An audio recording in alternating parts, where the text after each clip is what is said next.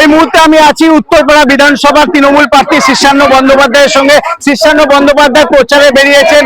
এই মুহূর্তে কোন্নগর নবগ্রাম এলাকায় প্রচারে বেরিয়েছেন। কোন্নগর নবগ্রাম এলাকায় প্রচার করছেন। দাদা, বেশ কয়েকদিন হয়ে প্রচারে বেরিয়েছেন, প্রচন্ড ভালো সাড়া এখানে মানুষের।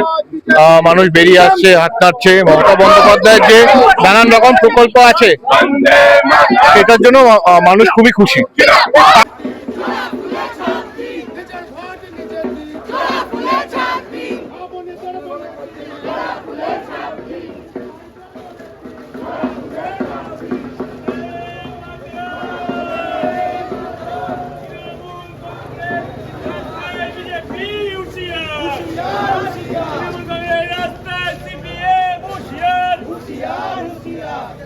আমলে এই সময় একে অপরের মুখ দেখা যেত না, আলো ছিল না, রাস্তা ছিল না, ড্রেন ছিল না, পানীয় জল ছিল না। আজকে মীনাক্ষী দেবীকে আহ্বান করছি, তৃণমূলের বানানো রাস্তাতে হেঁটে প্রচার করুন। দেখুন কি উন্নয়ন হয়েছে, আপনারা তো উন্নয়ন দেখতে পান না।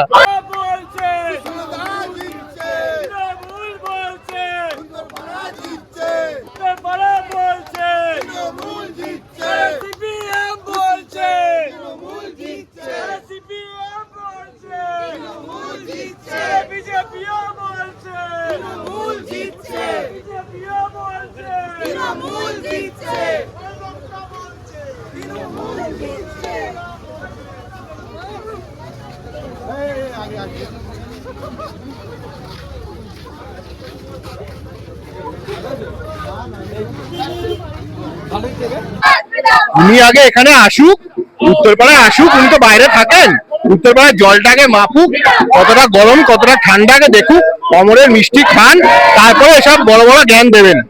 একদমই ঠিক। শুনতে পেলেন যে শীর্ষান্ন বন্দ্যোপাধ্যায়ের সঙ্গে কথা বললাম, তিনি বললেন যে এই যে এসেছেন, আগে এখানে অমরের মিষ্টির দোকান থেকে মিষ্টি খান, তারপরে এলাকায় ভোটের প্রচারে বেরোবেন।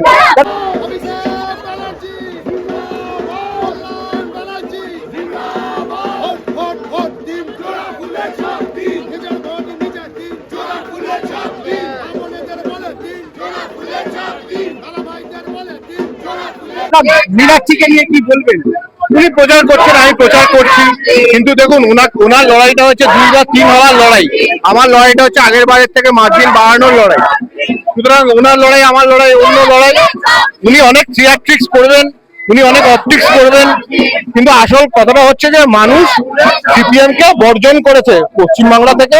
আর কোনোদিন ওই অন্ধকার লোডশেডিং এর রাজনীতি, গুন্ডাদের রাজনীতি, রেপিস্টদের রাজনীতি, খুনিদের রাজনীতি, সিপিএম এর রাজনীতি আর কোনোদিন পশ্চিমবাংলায় ফেরত আসবে না।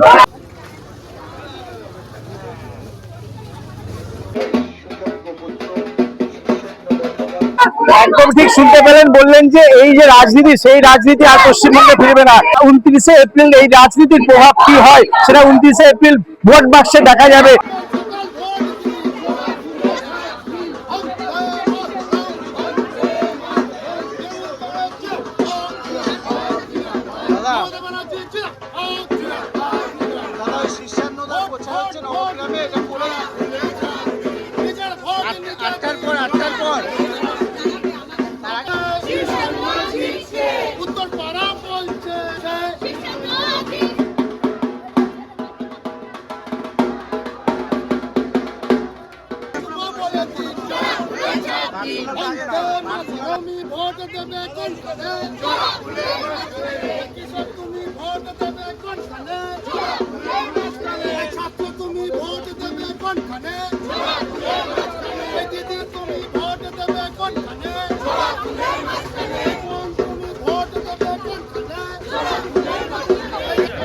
আর 4 মে রেজাল্ট তখন দেখা যায় এই আসনে কে জয়যুক্ত হলো। কোন্নগর নবগ্রাম থেকে অলিপের সঙ্গে প্রসেনজিৎ, হিন্দুস্তান টিভি।